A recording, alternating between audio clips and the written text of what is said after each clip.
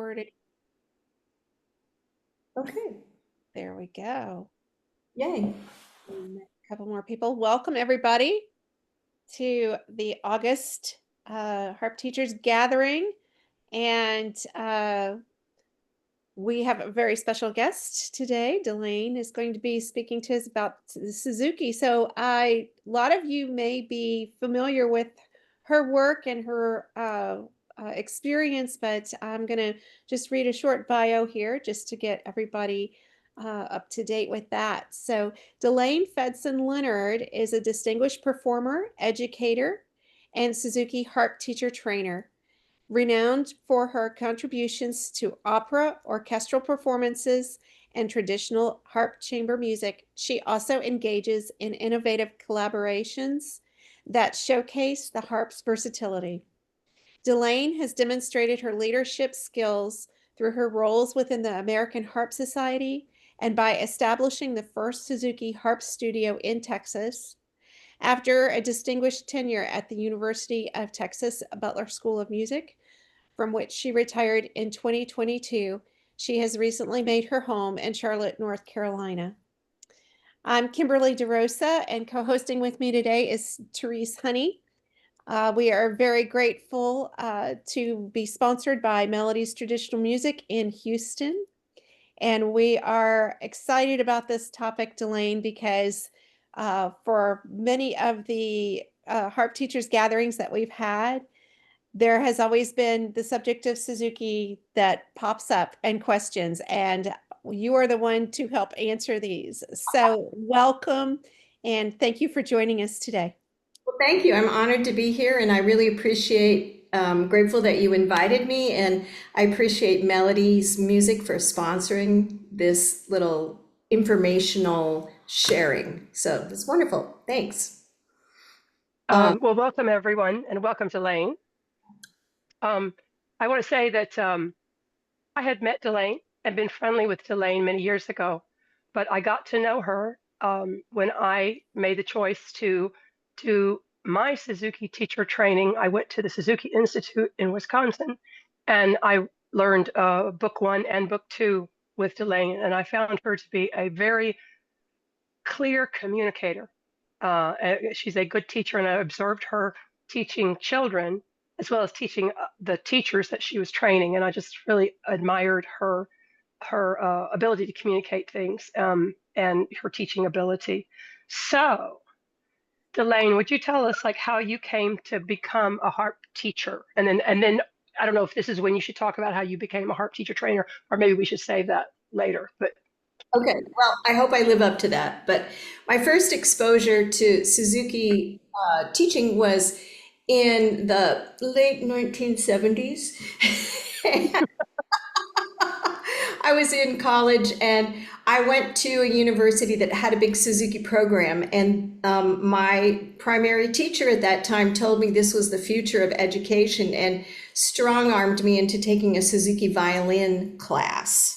So I walked around, marched around the piano with the violin under my chin, just like all the little kids do. And then I had exposure to Mary Kay's informational workshops in the 1980s. Mary Kay Waddington. Yeah. Gave some informational workshops. She traveled around with some students, gave some informational workshops in the 1980s. And I, in my infinite wisdom, decided this was not for me, and I was not going to do that.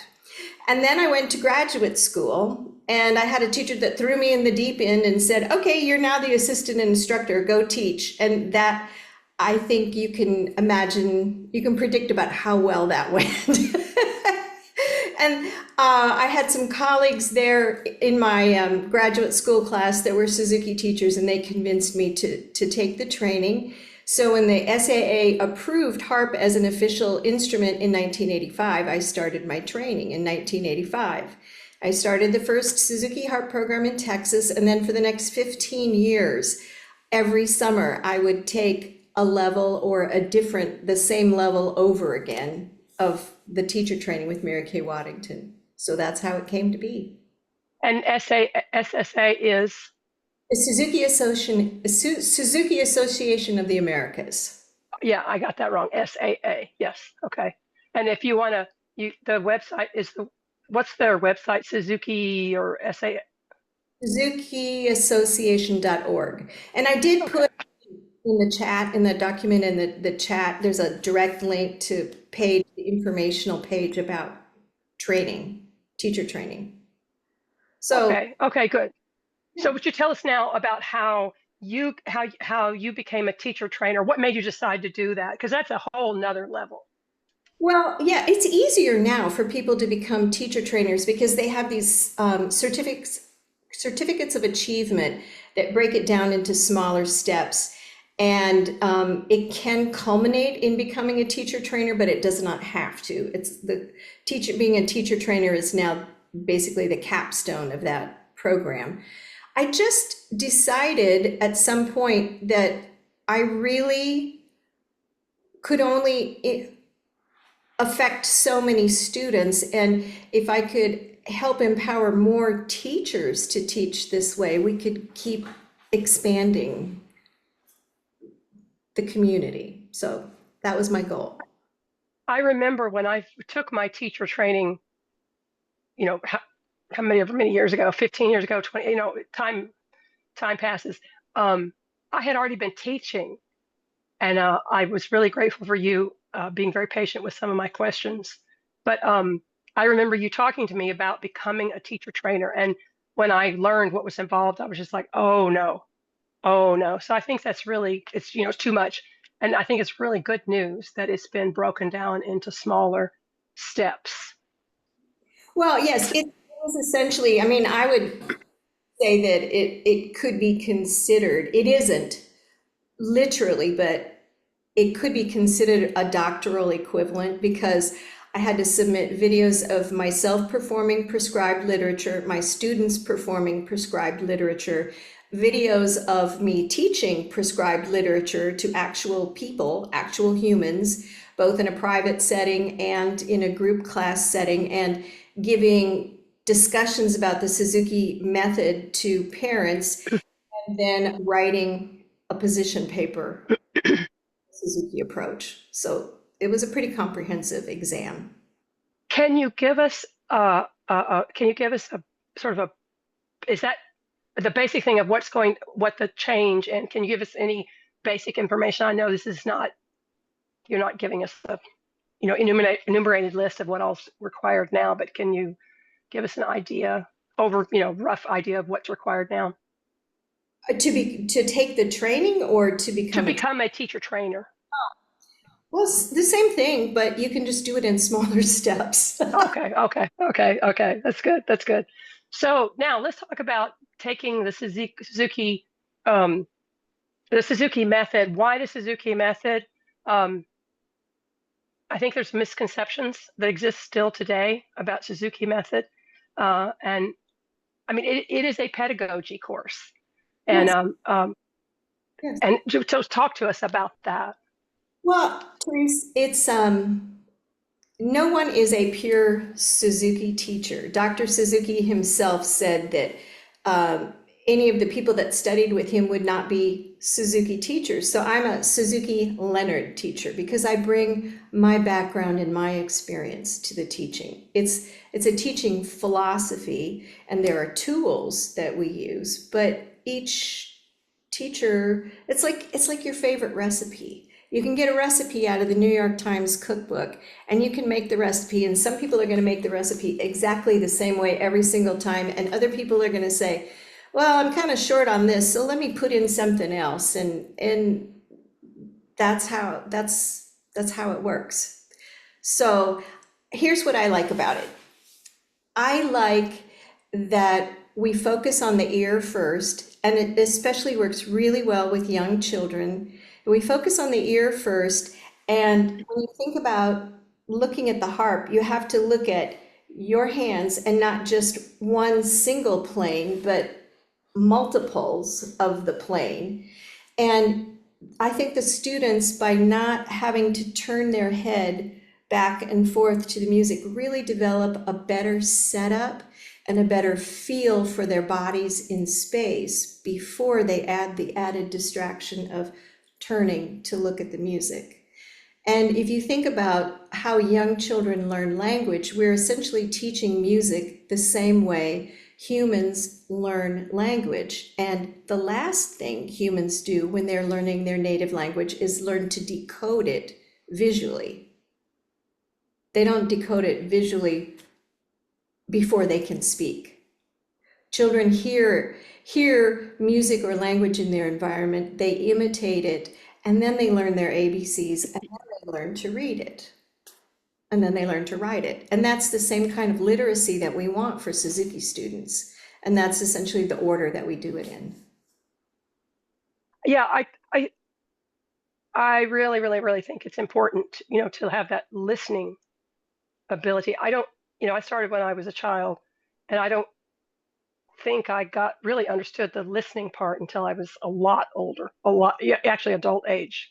Oh, heck yeah. I was given music lessons because I could go to the family piano and I could pick out tunes on the family piano. And then the first thing my teacher said was, don't do that. Because Don't. you were learning by the ear. You were, you were picking things out by ear. Yeah, Yeah. yeah. Uh, My and I te- see my something. teacher I said know the that same you're. thing.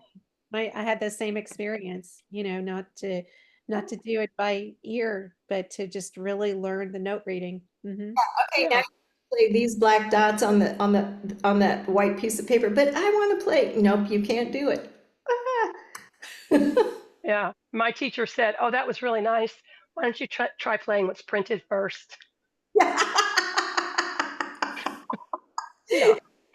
Well, another way but to think about it is, this is early childhood education using the harp. We're teaching them analytical skills, we're teaching them problem solving skills, we're teaching them how to be more detailed observers, and we're helping foster their sense of imagery and creativity. We're just using the harp to do it, and it's fun. yeah. One of the things that I learned from you in my first book of being in teacher training classes was the 1 point lesson, Mhm, and break things down to the smallest. mhm. And so, why don't you talk about that? Well, some people need to have things broken down into really, really small steps and repeat each one of those steps many times. Other people can conceptualize and jump ahead and consolidate those steps mentally. Young children can only draw on the experience that they have. So if I have no experience with something, I'm going to have to do things in really, really, really small steps. And it's, how do I hold my body in space? Where does my arm go? What are my fingers doing?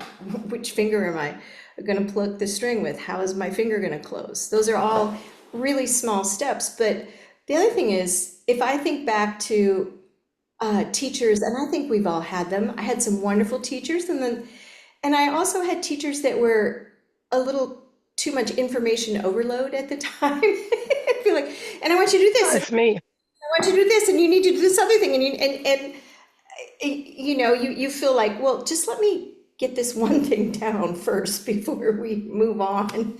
So the 1 point teaching is designed to allow a student to internalize what the activity before we inundate them with extra things. Let's not worry about the tempo and the dynamics and the until we've got the actual pitch and the rhythm and the tone. Let's do first things first. Yeah, I was guilty as a teacher. I was guilty of this. Okay, do this and do this and do this and do this, and I have really that really changed the way I teach. Just like get it down. I may not spend the whole lesson working on one particular thing. Like every single thing we're going to do, you're going to work on your curved thumb, even though that's probably a good idea. But I don't just overload, because I remember learning that if you tell a kid, well, I want you to have your thumb up and I want you to close and I want you to get the rhythm right here and I want you to get to fix those notes, and they're going to like, okay, you want me to play it, but which one am I supposed to, Yeah, you or know, What am I doing now? Yeah, it's asking them to juggle a lot. As they become more advanced, certainly they can incorporate more things. But when you're teaching in the beginning, it needs to be really, really. But actually, I use that with adults, and my adult lessons, and I teach adult workshops with several. Um, yeah, several. Then there's the student that might say, "I don't get it." Well, let's go step by step. What part did you not get? I don't get it. Okay. Well, Yeah. to me, that's the beauty of the step by step is that you can figure out along the way where the disconnect is occurring, and then you can address that directly and help them work through that. And uh, that's invaluable, really, it is. Um, yeah, I was going to say something Uh, else anyway. okay. Well, now let's talk about another Suzuki concept, which is repetition. And in my teacher training, I have all these notes written in my book, and it's like, okay, when they come to learn X piece, review that piece, the third piece that they learned, to prepare them for working, on this more complicated piece. They started building the skill in the early piece, and now that they've gotten more skills, they go back to that earlier piece, and it's a lot easier for them, and it helps them apply that particular skill. Talk a little bit about that and a repetition throughout the books. It applies forward, and you nailed it. Just you nailed it, Therese. We are teaching skills to people. Mhm. We are teaching skills to people. We are not teaching repertoire. We're teaching skills to people, and those skills pay themselves forward. And so, perhaps someone gets stuck on a particular technique, and the teacher and the student decide, okay, this is about as good as this is going to get right now. Let's move on. The review gives us an opportunity. Maybe they had a growth spurt and their knuckles are kind of wobbly. Gives us an opportunity to then circle back and say, okay, now that you're in a different physical stage of development, let's revisit this and let's do this again and make this stronger, and then we can move forward and apply it to this piece. And I think what I was going to say earlier is the biggest benefit I feel that the Suzuki approach gave to my teaching was to slow me down with the 1 point teaching. Just slow me down and make me observe whether or not the student was really understanding what I was trying to communicate. And Yeah, at the Suzuki Institute, I think it was Ed Sprunger was giving a lecture. He's a violin instructor and wrote a really good book on teaching, which is, I'm blanking out. You would remember the name of the book, I assume. um, Er- this was helping parents practice, I think. And then, yeah, yeah, that's and the one that I'm talking about. yeah, yeah, Ed Yeah, Crichton. but he was giving a lecture about teaching, and he said, "I don't teach the violin, I teach the student." And that is really, really important. And I observe teachers, my colleagues sometimes, that don't get that. They don't understand that. Well, and that's one of the most misunderstood elements of uh, in the Suzuki harp world. I think you look at the printed repertoire and you think, well, these fingerings are nuts. Why would you do this? Why would you play the same string with two different fingers? There is actually a rationale in that. For the example I just gave you, we're preparing people to change direction on the string by being able to, with a total legato, no buzzing, no extra fingernail noise, change fingers on the same string. And that starts from the very beginning. But we're teaching skills to people, we're not teaching pieces. And Yeah, yeah, and so then it's, if you're teaching skills to pieces, or you're teaching skills to people and not teaching pieces, it's okay to say, okay, you have this skill, and 3 pieces ahead, that same skill exists right here. If you want to play that part of the group with us, you go right ahead, because you know how to do that. You know how to yeah, play the chord, but you haven't started this piece yet, but we're using C, F, and G chords, and you know how to play those? Well, join on in. And so then it becomes a layered process where they work their way in. Like I was talking to a teacher the other day about her. There's a really rich history here in Charlotte of the harp ensemble, the Charlotte chapter harp ensemble playing Christmas music. And they have, this is a 27-year tradition now. They have a set repertoire. And they start with maybe beginners playing one note, and then maybe the next year they're playing a chord, and then maybe the next year they're playing the melody, and then it's just like Suzuki. So, speaking of, you're talking about the, early pieces and you're changing fingers. Decades before I had taken my Suzuki teacher training, I had seen the Suzuki one book, and those um, three, three, three twinkle twinkle variations. I did not understand that at all. But then when I took my training, I want to tell people how much it was just like, oh my gosh, this first Suzuki, um, they seem like, oh God, I'm drawing a blank now. Was it 2 2 2 2 1 1 2 3 3 4 4 1 1 2? Or is that the third Suzuki? Is that the third twinkles? Oh, the first twinkle. The first twinkle. It's Mississippi hot dog rhythm, all done with the second finger. But they're learning finger action from the beginning, and then the next one, they're learning, like how to play legato, how to replace and reduce buzzing, and also at that same time, or rather, on top of that, they can learn how to play with a pulse, have strong and weak beats. And then the third Suzuki one of where you play just a regular twinkle twinkle, but you change fingers. And then I realized, oh my God, you're teaching them how to play scales. They're not playing a scale, Yeah, and you're but they're setting going, for the yeah, cross. yes, 1 2 3 3 4 1 2. yeah, Yes. yeah. And you don't do a scale pattern, a crossing, until is it the last piece in book one? Two pieces. So we're Yeah, always teaching descending first and ascending second because it's easier to go down than it is to work against gravity and go up. yeah, yeah. I anybody who's I anybody that's thinking about taking Suzuki teacher training, I really encourage you to do it because it's you know maybe I was a dummy, maybe I should have been teaching that way from the beginning, but it's also getting that student to listen to the sound that they're creating. Yeah. So now, I remember another concept I remember was they constant at training, the three-legged stool was constantly mentioned, that you have the teacher, the student, and the parent. Tell us about that. Now, the parents are really actively involved. It's not it can be a forever thing.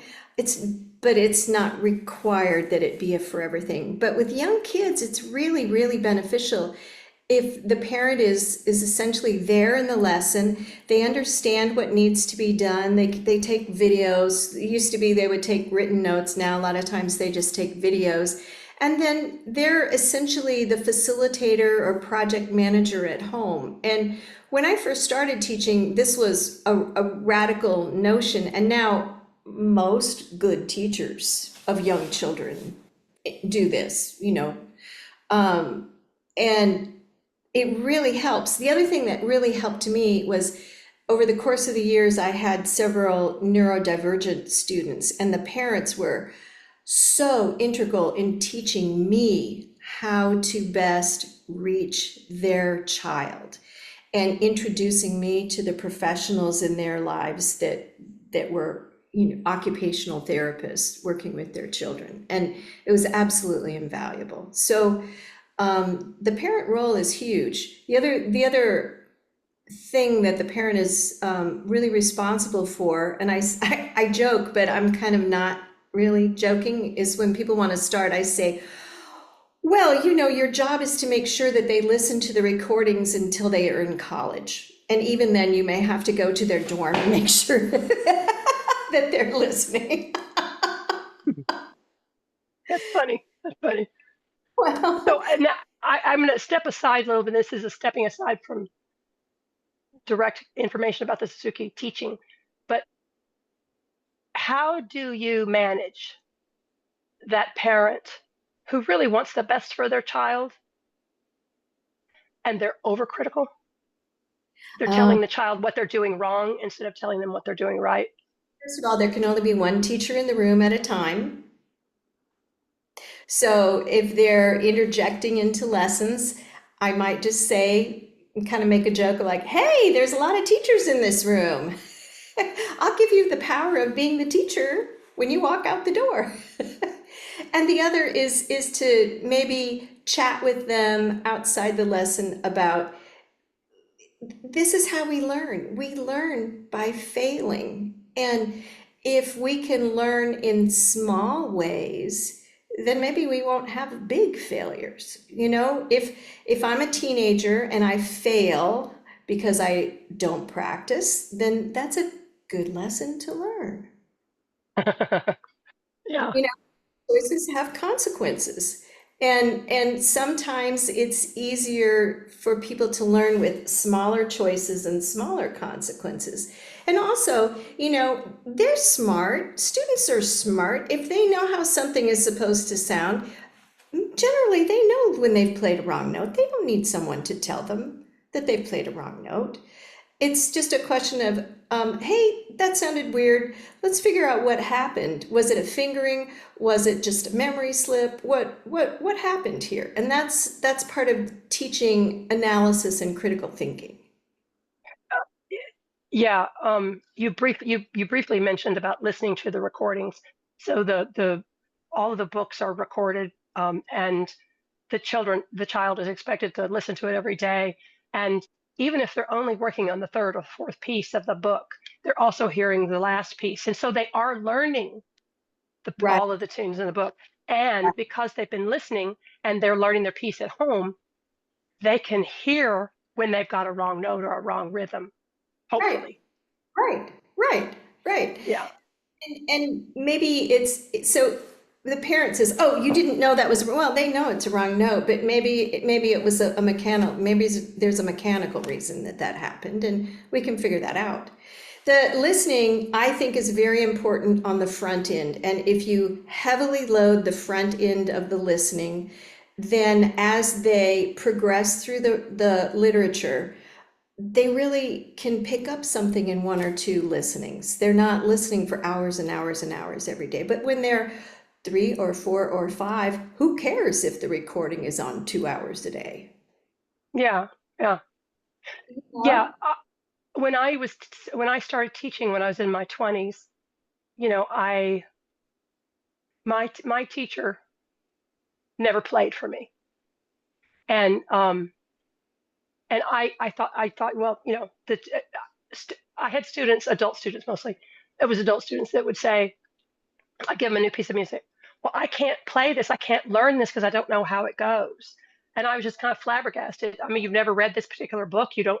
How do you read the book if you've never read? You know, you don't.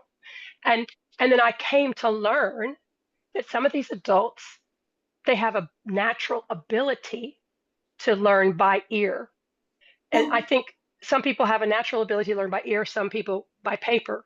Doesn't mean you stop working on the other thing. But so I got, and I think the Suzuki teacher training helped me get over that. And I just record stuff for the student. They've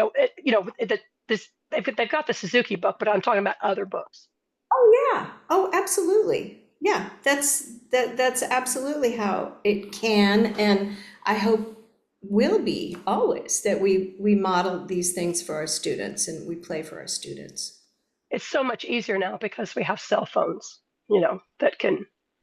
I can't tell you the number of times during the lockdown when I had like the camera like hung around my neck and I was perfect angle of my fingers on the strings so I could demonstrate for the, it's wild. Oh, that brings me another thing to my mind about the teaching. In those of you who may are listening who may have seen the Suzuki book and you've never had the training, you'll see, the first piece is it's unison treble clef bass clef, but you don't play that way. You start with the left hand first. Tell us about that. Well, you start with the left hand first, primarily because when you are very young, you cannot reach around the right hand side. So the advantage is if they learn to play the first 3, 4, 5 pieces, the melodies with their left hand, they have all the skills that they need to be able to play triads, to be able to play arpeggiated triads, and to be able to play Alberti bass. And that kind of just nips that, oh, my left hand isn't as talented as my right hand, I can't do that. It just nips it in the bud. And generally, by the time they've learned how to do those pieces with their left hand, then they've grown and their right hand can reach around. And the learning time for the right hand is cut in half because they, again, experience precedes concept. So if they have already experienced it, then they can conceptualize forward and do it with the right hand because they know how it works in the left hand. Yeah, and I tell my students that the majority of us, with one particular exception in this conversation, are right hand dominant. And if so, and I do this now with all students when they have technical exercises. I love the Grossi method. We start everything left hand by itself because this is the this hand is a little bit slower. And Well, if and you you, start with the right hand, your right hand's smarter and it wants to go really, really fast. Your dominant hand's really, it wants to go really, really faster, but the left hand, when the left hand tries to do it, it can't keep up.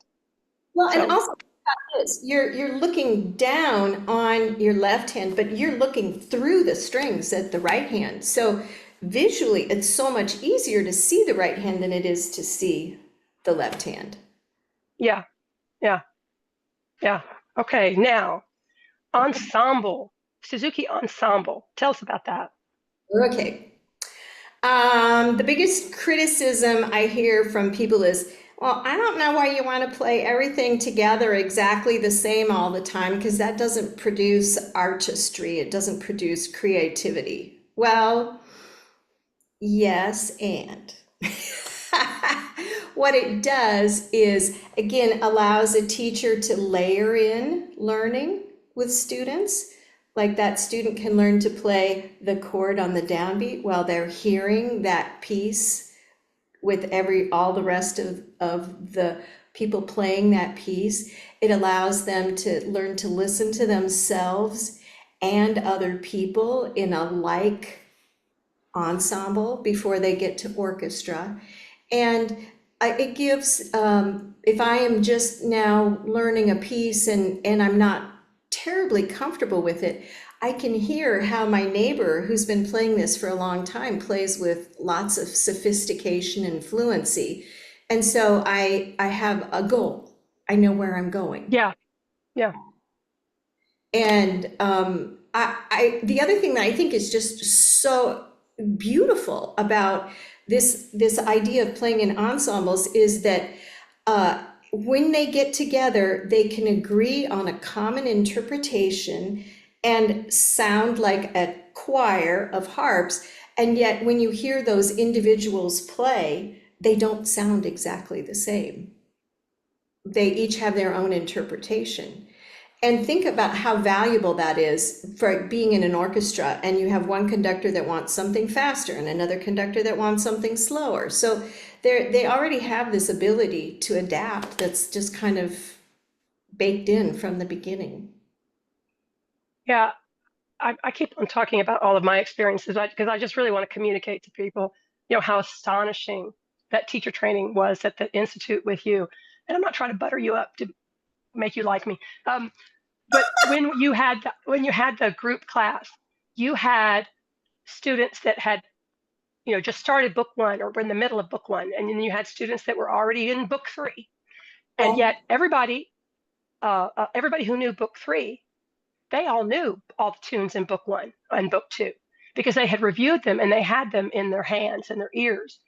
And the what I observed was the little fellows that were still in the middle of book one when the students in book two or three were playing those tunes in unison.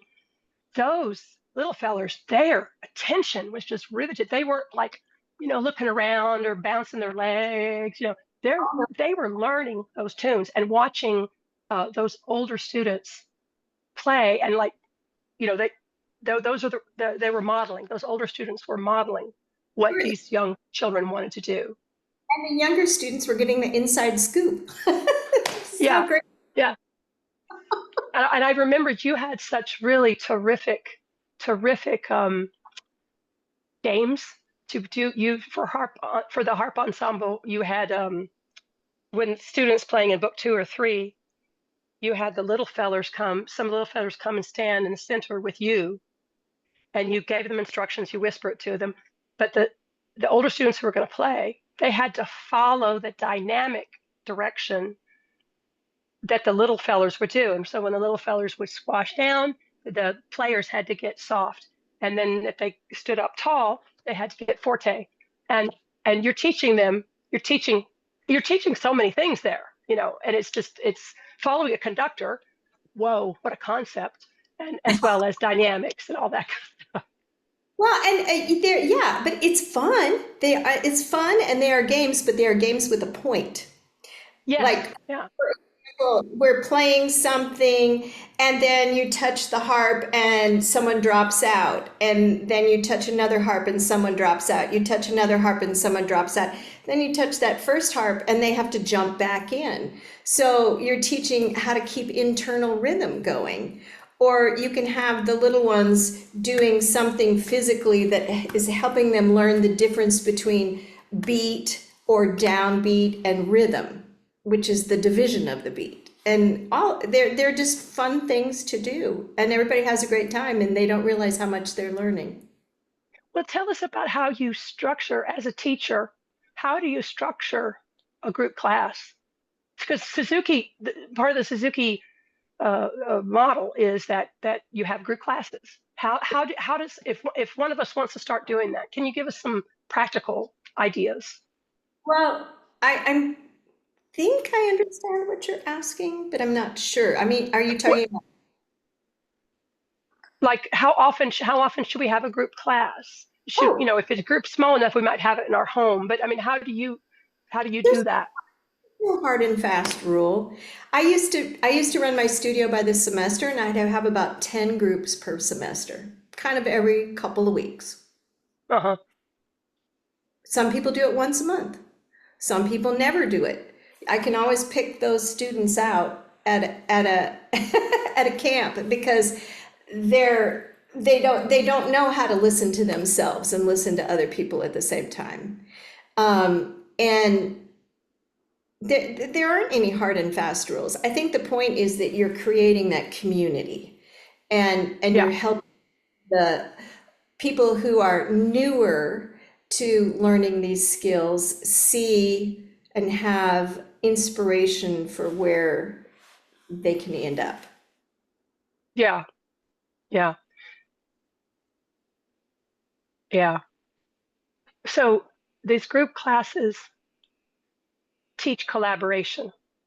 Yeah, they do. Do you, do you ever have an issue where the older students, I mean, I'm sure it's because it's human nature. How do you deal with it?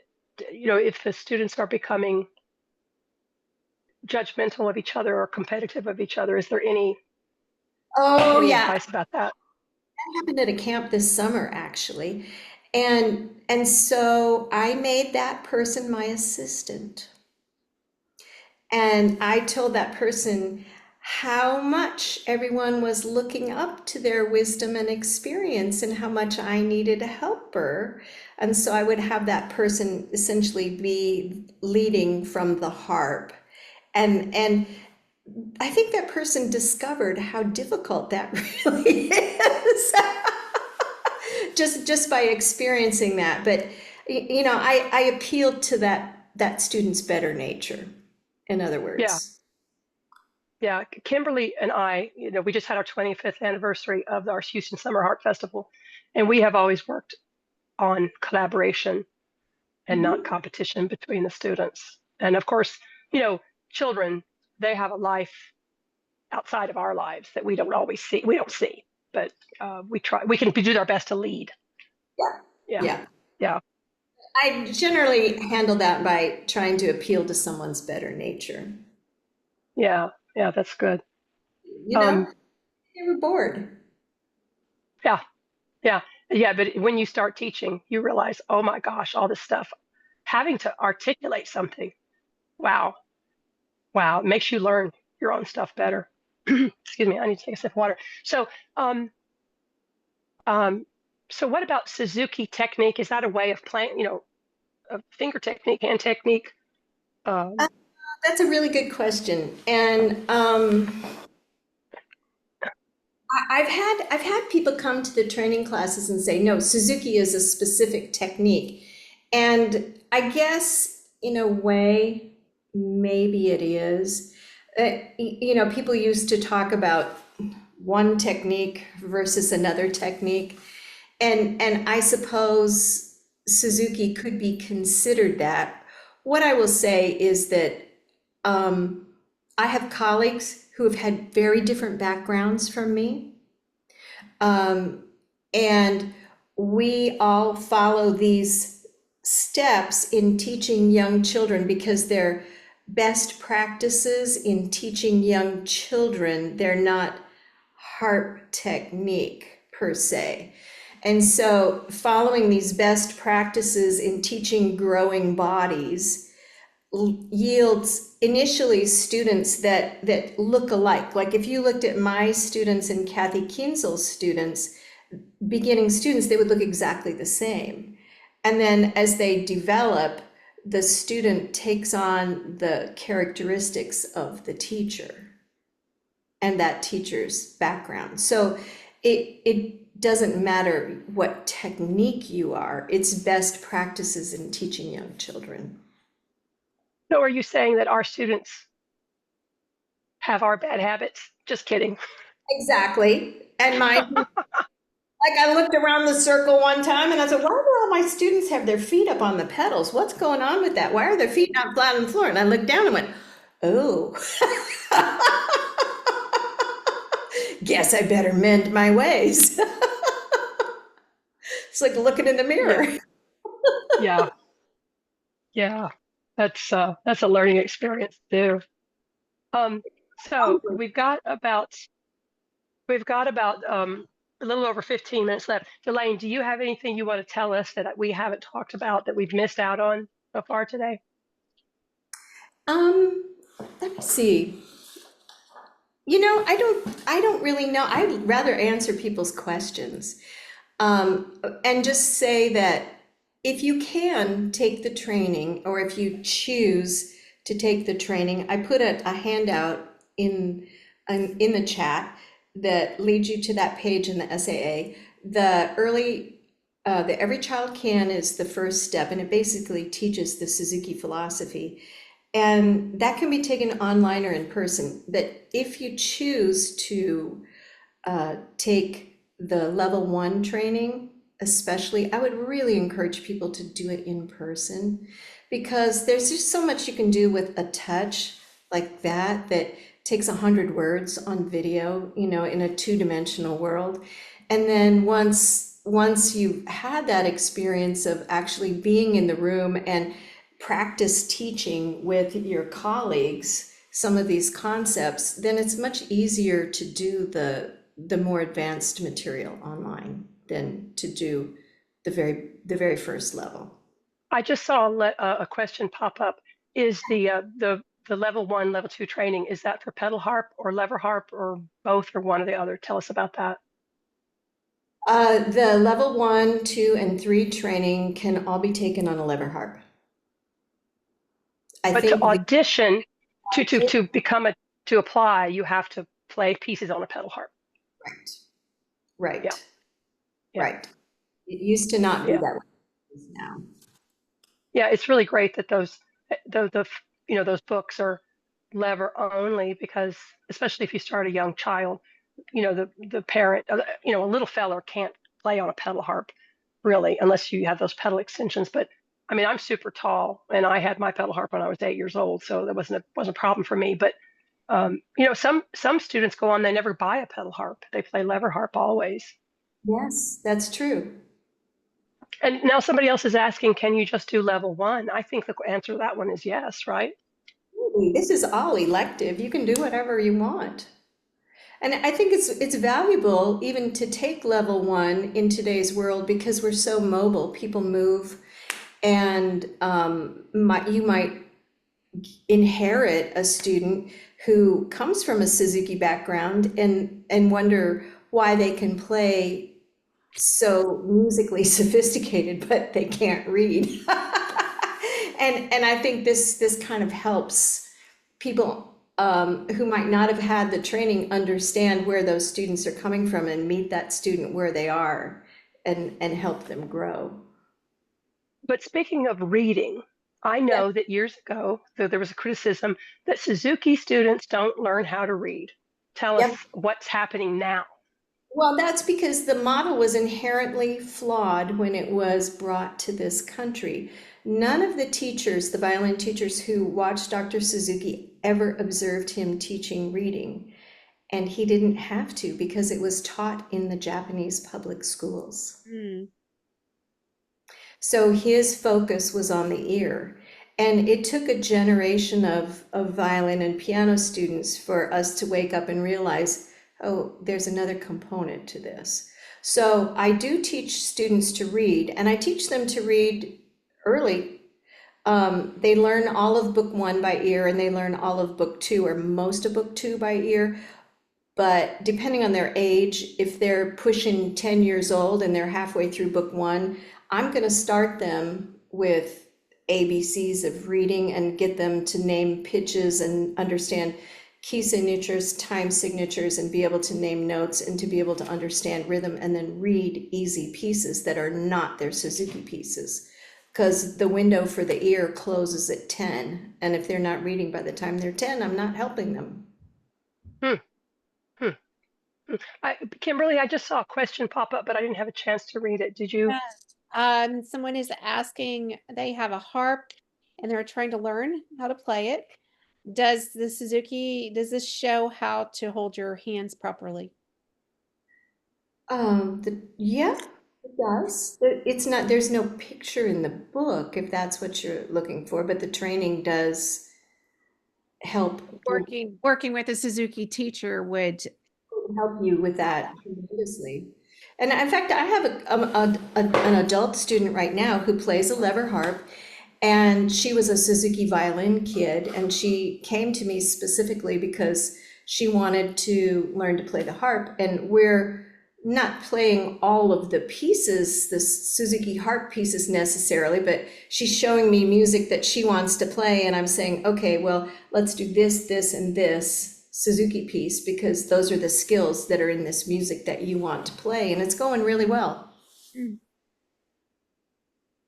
Yeah, I want to say, just in case there's any confusion, if you take the teacher training, you already, as a teacher, you already know how to play the harp. The Suzuki teacher training does not teach you how to play the harp.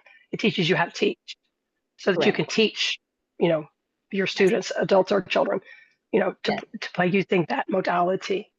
yeah, it's a pedagogy so that you're not in the position I was, which, well, you can play the harp now, so go teach it. What? Yeah, that's same here. Same here. Uh, yeah, someone is saying to sign up for level one, you have to submit. I can't, Kimberly, what was the rest of that question? I don't see You it. have to submit an audition on the pedal harp, Yes. because so she has sold her pedal harp, it looks like, um, but would like to do level one. So what does the audition have to be on the pedal harp? Borrow one? Mhm. What did you say? And why is it required that the audition is on the pedal harp? It's just repertoire. It's the repertoire is not playable. They have prescribed repertoire. They want people to be skilled players who are showing good examples to young children, to beginning students. They want the highest possible modeling going on. So the Suzuki Association of the Americas, which is not me, Mhm. decided that they got together and decided that this piece will demonstrate that this person has the skills to adequately model for young students. So I'm sorry So, about that. It used to be a little user friendlier, and now they want you to have a fair degree of skill. Right. Well, are you especially are you able to? you mentioned that levels 1 through 3 are playable on lever harp, They right? are, they are. And I think there are two different levels of auditions. You can play the Hindemith Sonata, and that will get you through book one through everything, just the first movement of the Hindemith. Or you can play, and I don't remember which exactly pieces they are, but there's one piece from book four repertoire and one piece from book five repertoire, and that covers you through books 1 through 3. And I did work with a lever harpist in Ireland who came over here to train, and she didn't have a pedal harp, but we figured out how to adapt those pedal harp pieces to her lever harp, and she auditioned and they passed her. So I think it just depends on how creative you want to be with the prescribed repertoire.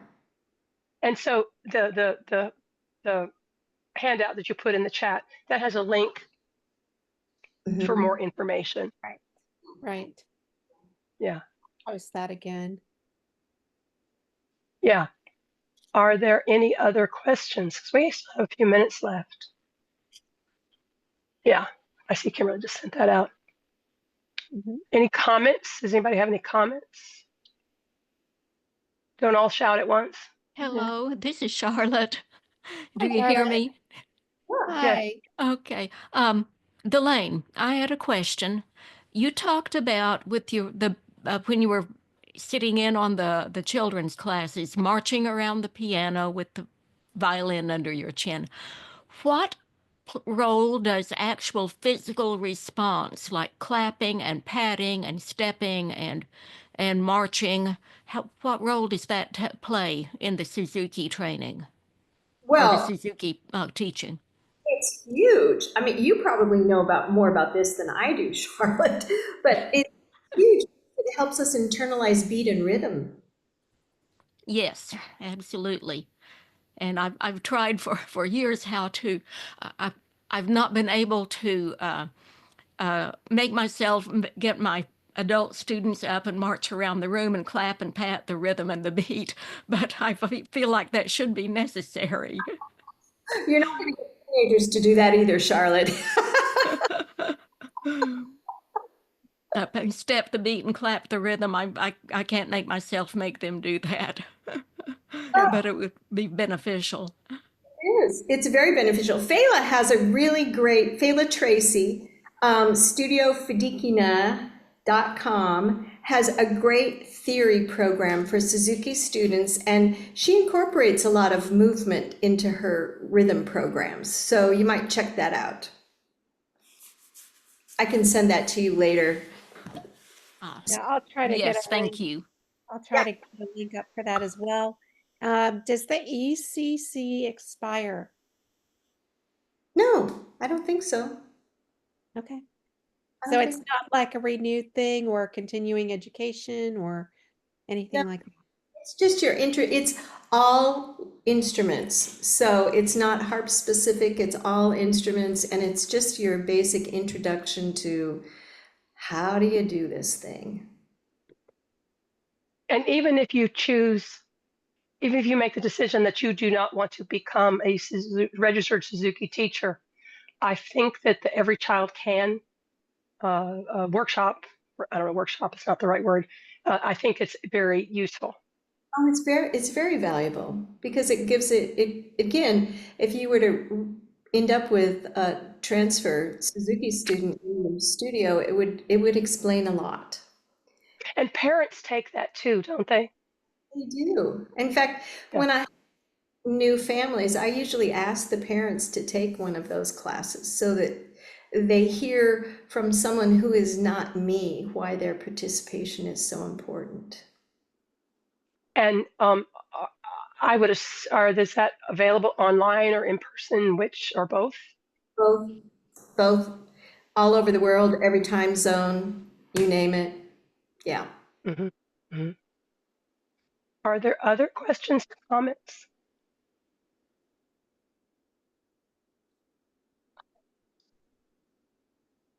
You can stump the chump.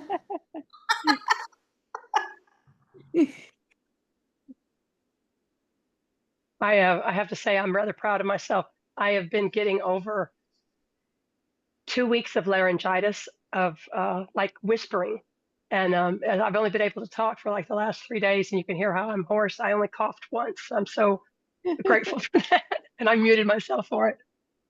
I should next month, I hopefully will have my voice back to normal. Kimberly, do you have anything else you wanna say before we wrap up? No, I just is there one if you only had one thing to say to people about Suzuki for the harp, what would you say, Delaine? Gosh, it's it works. It Mhm. really does work. And it really, I think, has been beneficial to our instrument in helping to create this larger community of harpists that we have now. It's really fun. You used to have piano lessons and you used to have to be a certain height or a certain age, and now if you're 3, 4, 5 years old and you say, I want to take harp, there's a place you can do that. Great. That's great. Thank you. Thank you so much. We really, really appreciate it and your time and certainly your expertise. Well, I Thanks for appreciate joining us. it. Thank you so much. Thank you, Delaine. Yep. And thanks to Mary Redspinner again for starting Harp Teachers Gathering.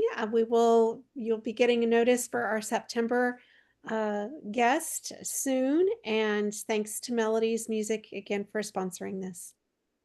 Mhm. Yes, thank you, everyone. See you next For month. joining us. Bye-bye.